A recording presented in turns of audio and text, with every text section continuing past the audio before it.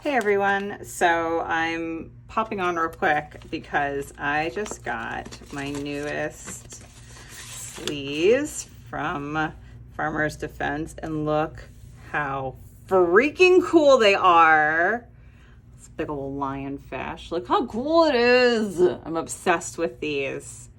If you haven't seen my sleeves or me wearing my sleeves from them before, they are really meant more for outside, and I do wear them outside with the horses, but really I use them for soaping, and they won't protect you totally. So if like hot soap gets on you and they're on your sleeves, you stop what you're doing and take the sleeves off. That's why it's nice to have a couple different sets, but it gives me enough time to pause the video and take off the sleeves and change my sleeves out, and so I'm protected and I don't get burnt. So they're amazing. It's a small company. The designs are fantastic and they hold up to all sorts of abuse. I have a lot of them and I wash them, just throw them in the washing machine, and they do just fine. I can't find another set. These are one of my favorites, but look, they don't fade. They're fine. I've done horrible things to these and they wash just great. So yeah, Farmer's Defense. And my other new exciting announcement for them is,